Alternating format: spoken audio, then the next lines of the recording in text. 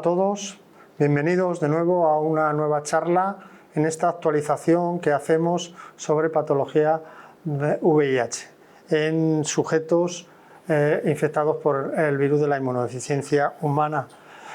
Hoy contamos con la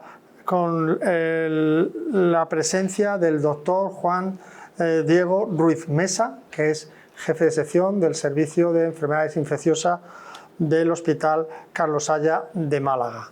El tema que vamos a tratar son infecciones, infección VIH muy asociada siempre a infecciones, a muchas infecciones, sobre todo al inicio de la epidemia.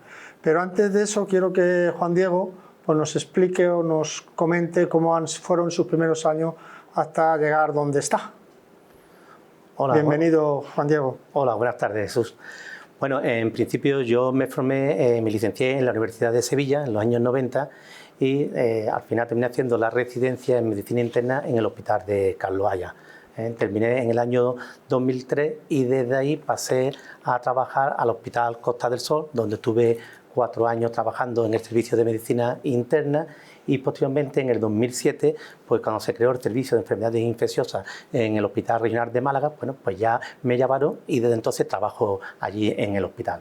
Allí mi actividad que realizo habitualmente es tanto actividad de planta como actividad de consulta, donde nos dedicamos a las infecciones tanto nosocomial como la actividad proba, como en la consulta también llevamos una cohorte de pacientes VIH en seguimiento y diferentes tipos de infecciones. A finales de los 90, que es cuando empieza tu actividad profesional como médico residente en Sevilla, seguro que vistes o pudiste palpar un poco el coletazo final de la epidemia con las infecciones oportunistas, ¿no? Las famosas infecciones oportunistas que padecían los enfermos de SIDA, que entonces hablábamos así, con ese término tan duro y tan trágico en muchos años, ¿no? ¿Cómo viviste tú eso? ¿Qué percepciones tenías tú al llegar a tu residencia de Sevilla? Bueno, pues efectivamente, inicialmente, antes de hacer la residencia, tenía uno siempre la perspectiva de la infección del VIH desde la calle, lo que escuchaba en las noticias, ¿no? Cuando empiezo la residencia, empiezo en el año 98 y, lógicamente, ya había empezado, 2 años previos, había empezado ya la terapia antirretroviral de alta eficacia, pero aún así seguía existiendo pues, muchas infecciones oportunistas en los pacientes VIH con muchas tasas de mortalidad y muchos ingresos en planta. Me llamaba la atención y junto con todo ello también el alto porcentaje de pacientes con VIH asociado a la drogadicción y con todos los problemas que ello conlleva. Efectivamente, fueron años que se juntaron 2 epidemias, la epidemia de la drogadicción intravenosa y la epidemia del VIH. Con respecto a la epidemia de la drogadicción, que por algún motivo cambió en muchas zonas de España, por ejemplo aquí en Málaga o en Andalucía, se cambió la aguja por el fumar y se perdió, entre comillas, como buena noticia, las infecciones asociadas a la droga. ¿Te acuerdas de esas infecciones? ¿Qué nos podías decir de ellas? Bueno, pues las infecciones asociadas a la drogadicción, independientemente de las infecciones oportunistas que estos pacientes tenían también por ser pacientes infectados con el VIH, pues había muchas infecciones también bacterianas asociadas por bacteriemia por estafilococo aureus que producían endocarditis derecha, candidemia asociada también a la drogadicción, fundamentalmente al inyectarse la droga y a pesar de todo, lo más dramático eran pacientes que tenían muy poca adherencia al tratamiento, con lo cual siempre estaban en una situación inmunobiológica muy precaria, muy mala, con todo lo que ello conlleva. ¿Qué infecciones oportunistas en ese momento te llamaban la atención, ¿no? Como importantes, como frecuentes. Pues principalmente las 3 infecciones oportunistas que más observamos en esos años, fundamentalmente era la tuberculosis, tanto la tuberculosis pulmonar como las formas diseminadas o las formas extrapulmonares. En un segundo lugar también veíamos muchas infecciones por Pneumocystis carini y también candidiasis esofágica. Podemos decir que estas triadas eran las 3 infecciones probablemente más frecuentes en esa época. Después, lógicamente, pues había una serie de infecciones oportunistas ya que todos conocemos, como podríamos casos de toxoplasmosis cerebral, casi un 8 o 9%, criptococosis, el síndrome de la crisis asociada al VIH, aunque no fue una infección oportunista como tal, pero sí producido por el mismo VIH, como otras infecciones y también tumores asociadas o relacionadas con el SIDA, como era el sarcoma de Kaposi y linfoma no Hodgkin. Efectivamente, eso prácticamente ha desaparecido y los residentes actuales que se forman tienen poca oportunidad de ver un neumocistis o una toxoplasmosis cerebral, ¿no? No deja de ser peculiar el que ahora haya infecciones de este tipo, ¿no? Ahora es verdad que es bastante más raro, ¿no?, ver este tipo de infecciones oportunistas. Se pueden observar bien en pacientes que se han llegado a un diagnóstico tardío, que parece que no, pero todavía a día de hoy casi un 40 o un 45% de pacientes tienen un diagnóstico tardío del VIH, con lo cual pueden llegar en situaciones con CD4 muy bajo y en estos pacientes sí se pueden desarrollar estas infecciones oportunistas. Sin embargo, como ya han comentado anteriormente en otra sesión como el doctor Delgado, sí lo que estamos viendo ahora mismo que la causa de mortalidad o lo que más aparece dentro de mortalidad no es ya, por lo menos en los países desarrollados o con altos recursos, no suelen ser las infecciones oportunistas asociadas al SIDA, sino son los tumores no definitorios de SIDA, como pueden ser cáncer del pulmón, el cáncer anal, el hepatocarcinoma y también las enfermedades cardiovasculares. Muy bien, muy interesante. Y esto cambia justo al final de los 90 y en muy poco tiempo, las unidades de enfermedades infecciosas pues casi como que se vacían, ¿no? ¿Tienes tú esa sensación de haberlo notado y visto? Sí, claramente, Jesús, porque al principio, cuando estaba en la residencia, prácticamente un ala completa era de pacientes con infecciones VIH y con infecciones oportunistas que ingresaban. Hoy prácticamente es anecdótico. Rara vez tenemos un paciente o 2 pacientes que estén ingresados y a veces por otro motivo que no son infecciones oportunistas. Se notó prácticamente el pico máximo de incidencia fue prácticamente en el año 95, cuando a partir de ahí empieza la terapia de alta eficacia.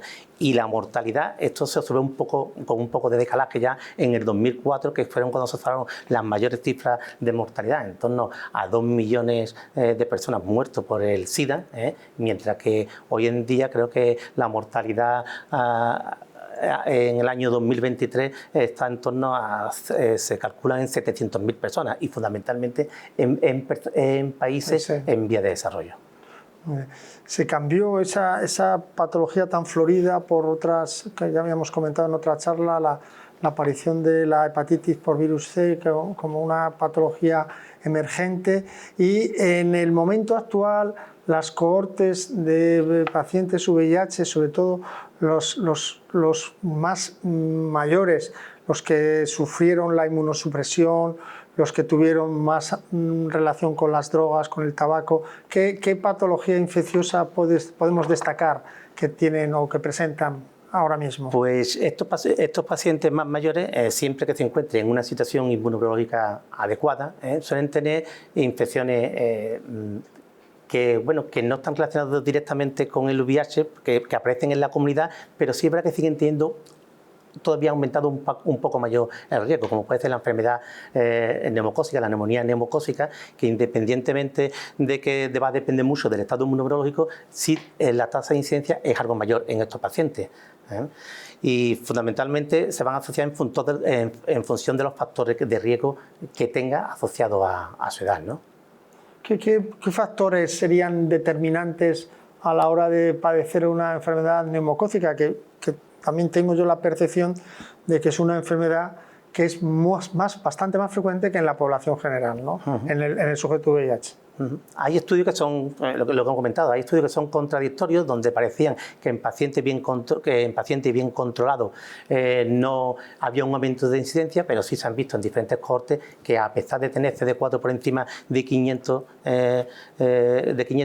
aumenta la incidencia. También porque se suelen asociar un componente de alteración de la inmunidad humoral y de asplenia funcional, que al fin y al cabo son fundamentales para erradicar las bacterias encapsuladas, ¿no?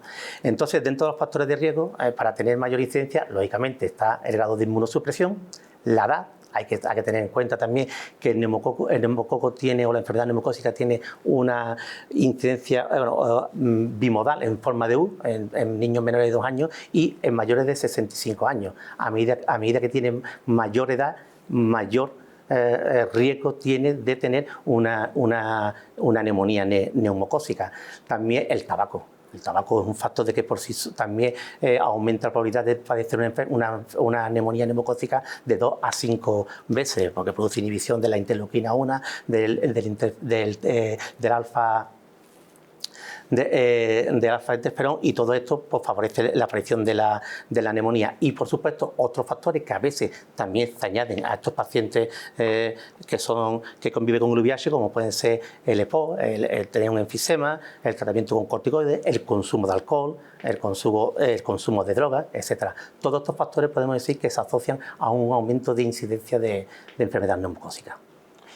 Muy bien. Y la importancia de la inmunización con vacunas frente a neumococo en esta población. Yo me acuerdo que desde muy al principio vacunábamos a los pacientes. ¿Qué importancia tiene la...? Yo creo que es un aspecto fundamental, las medidas de prevención, junto con la abstención del tabaco, que siempre que fumen habría que recomendarlo. La vacunación frente al neumococo creo que es una práctica que recomiendan todas las sociedades, incluso en nuestra misma comunidad la fomenta, y es muy importante. Ha ido cambiando a lo largo del tiempo. Hasta hace poco podemos decir que la base de la vacunación se basaba en la vacuna polisacárida, la 23 valente, y de la vacuna conjugada 13 valente. Habitualmente se ponía una pauta, ambas dosis, con una diferencia de 8 semanas, pero prácticamente desde este año, desde febrero de 2024, se está utilizando la vacuna conjugada 20 valente, que aumenta en 7 serotipos más la que tiene la vacuna 13. Es muy importante, y solamente con una sola dosis es suficiente. Ya no hay que poner esas 2 dosis con ese decalaje de 8 semanas. Estas vacunas conjugadas, lógicamente, se caracterizan porque tienen más memoria inmune. También se caracterizan porque no produce una hiporrespuesta a la revacunación como le podían ocurrir a la vacuna polisacárida. También puede disminuir el estado de portador nasofaringeo, que es fundamental, y con lo cual va a prevenir la infección neumocócica, y se ha visto que tiene mayor eficacia en los pacientes inmunosuprimidos, como son los pacientes VIH. Sí, que serán los que menos respuesta tenían a la vacuna polisacárida. Efectivamente. También tengo que decir que, a pesar de todo, los serotipos más prevalentes en nuestro medio, incluso en estos últimos años que tenemos, son el serotipo 8, el serotipo 3 y el serotipo 19A. Y curiosamente todos estos serotipos están incluidos dentro de la vacuna, son serotipos que están incluidos de la vacuna. Esto nos haría indicar si realmente estamos vacunando, hay una buena adherencia o todos los pacientes se vacunan, ya no solamente la población VIH, sino la población de riesgo o la población mayor de 50 años. ¿Y el acceso a esta vacuna moderna está garantizado en la población VIH? Sí. ¿Se hace campañas hace esfuerzos desde las unidades de infeccioso? Bueno, nosotros la práctica que tenemos en nuestro servicio, todos estos pacientes, cuando lo vemos, los derivamos al servicio de medicina preventiva, que le realizan un calendario vacunal, donde allí te ponen todas las vacunas que están indicadas. La vacuna del neumococo, la del herpes zóster, la del meningococo, las hepatitis. Y entonces ya prácticamente desde febrero de 2024, cuando se le van enviando, le van poniendo la vacuna. Muy bien. Otra infección que era también como un marcador típico de inmunosupresión y de patología o de infección por VIH era el herpes zóster, ¿no? Yo recuerdo el herpes zóster verdaderamente dramático por la cantidad de molestias para el paciente y el tiempo que conllevaba el tener un herpes zóster, sobre todo en sujetos más inmunodeprimidos. Aparece una vacuna frente al herpes zóster. ¿Qué podemos decir de esa vacuna con respecto a la población VIH? Bueno, pues prácticamente hasta el año 2022 la vacuna que teníamos era la vacuna atenuada, que por sí ya estaba contraindicada en los pacientes VIH, y sobre todo si tenían una situación inmunobiológica complicada, con CD4 bajos, pues estaba contraindicada, aunque era en general. Desde la aparición de esta vacuna, que es una vacuna recombinante de ADN, frente a la glicoproteína E del antígeno del virus de varicela zoster, pues se ha visto que es una vacuna que es altamente eficaz, es decir, previene casi un 73% en 10 años la aparición del herpes zóster. No tiene ninguna contraindicación hacer una vacuna recombinada y, bueno, con 2 dosis conseguimos una buena inmunización. Y la percepción que tú tienes es que se ve ya como de utilidad esta vacuna, como para recomendarla a todos los... Porque yo creo que las autoridades sanitarias sí que han puesto mucho hincapié en que nuestra población VIH se vacune, ¿no? Totalmente. Bueno, en principio todavía con esta vacuna llevamos poco tiempo, llevamos prácticamente un par de años, se ha introducido de una manera sistemática hace un par de años, con lo cual tendremos que esperar un poco de tiempo a ver realmente la percepción real que tendremos sobre la eficacia de esta vacuna, ¿no? Muy bien. Bueno, neumococo tenemos una vacuna, o tenemos varias vacunas, ahora una muy buena, y del herpes zóster también una muy buena vacuna. Quería hablar también de otra infección, como fue la epidemia de la COVID, y su relación con el VIH, ¿no? Que en ese momento recuerdo que no sabíamos qué iba a pasar con la población VIH. Cuéntame cómo lo viste tú. Bueno, al principio todo era incertidumbre, porque todos hemos vivido esta pandemia, hemos tenido unos meses y unos años muy dramáticos, en lo que hemos estado ahí controlando este tipo de infección. Y bueno, pues al principio siempre, cuando había un paciente VIH, nos preguntábamos siempre varias preguntas, incluso los mismos pacientes también podían preguntárselo, porque cuando veían las noticias, incluso ellos mismos podrían pensar, bueno, esto lo están comentando con el resto de la población, pero yo soy diferente, en mí tendrán que tener algún cuidado en especial. Bueno, poco a poco se fueron viendo que en cuanto se ha visto por diferentes estudios, tanto uno de la Asociación Americana de Cardiología, otro estudio español, varios estudios, donde la incidencia de COVID en los pacientes VIH en principio no era diferente a la población general. Aunque sí se ha visto, y hay un estudio que hizo de la OMS con más de 350.000 pacientes en 38 países, con 15.000 personas infectadas del VIH, que estos pacientes, una vez que tenían la infección, sí podían ser infecciones más graves y con mayores complicaciones, ¿no? Pero en principio, a la hora del tratamiento, a la hora del seguimiento, pues prácticamente no difería en mucho con respecto a la población normal. Había que tener ciertas precauciones con los tratamientos antirretrovirales que existían, bueno, porque con el Paxlovid tener cuidado con los inhibidores de la proteasa, fundamentalmente porque existen interacciones, la ribavirin podía perder también un poco de eficacia. Bueno, estas cosas es lo que había que tener en cuenta. Pero después, en cuanto al resto de tratamiento, o podemos decir, el tratamiento que utilizábamos para el COVID, tanto de Remdesivir, Paxlovid, plasma, inmunoglobulinas, tratamiento con tocilizumab, todo esto prácticamente se basaba eran iguales, ¿no? ¿Y la eficacia de las vacunas en la población VIH, las diferentes vacunas frente al COVID, había alguna diferencia también? ¿Hubo un momento en que parecía que...?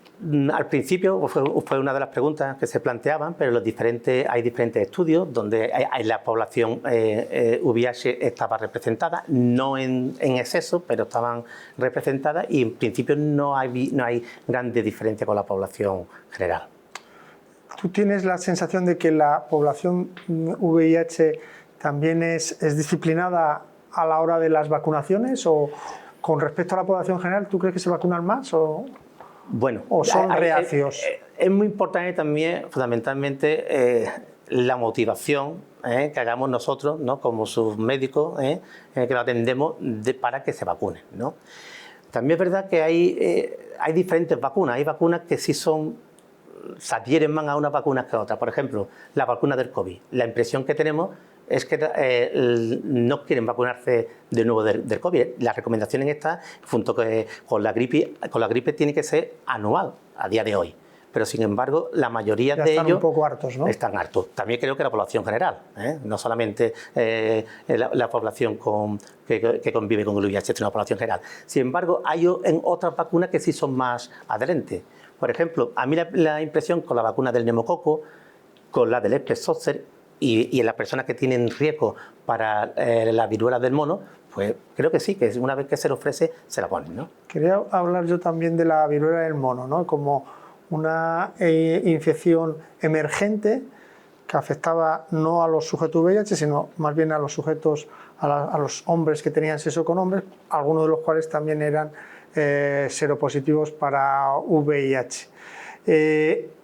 La gravedad de los pacientes VIH con respecto a los no VIH en la viruela del mono, se habló un poco en ese momento de mayor gravedad en los inmunodeprimidos.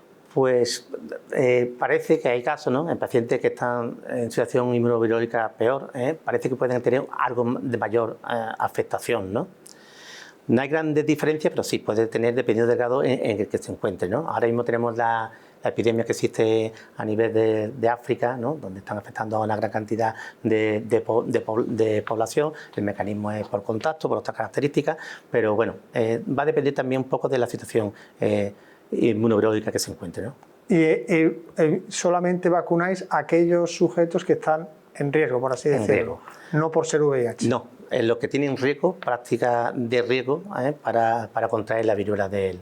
¿Y si son adherentes a esa vacunación? Sí, cuando se le ofrece, de hecho muchos de ellos vienen a buscarla. Vienen a buscarla, correcto. Sí, sí. Muy bien, pues hemos dado un buen repaso a infecciones oportunistas como algo, no digo antiguo, pero sí pues con una frecuencia actualmente bastante escasa, cuando realmente fue muy importante en un momento determinado de la epidemia del VIH, y luego infecciones que afectan a la población general y quizá algunas de ellas pues con algún matiz, como puede ser el neumococo en población VIH. La buena noticia es que algunas de estas infecciones, como puede ser el herpes zóster, la viruela del mono o el neumococo, pues tenemos buenas vacunas. ¿Algún comentario más para los personal sanitario que nos está escuchando con respecto a las vacunaciones? Claro, yo creo que tenemos que hacer nosotros mediar para promover la vacunación. Es muy importante. Con ello es como conseguiremos reducir la tasa de estas infecciones en esta población, ¿no? Muy bien, pues muchas gracias, Juan Diego. Muchas gracias por tus comentarios, son muy acertados, y por tu visión en estos años profesionales, desde la selección oportunista hasta la viruela del mono.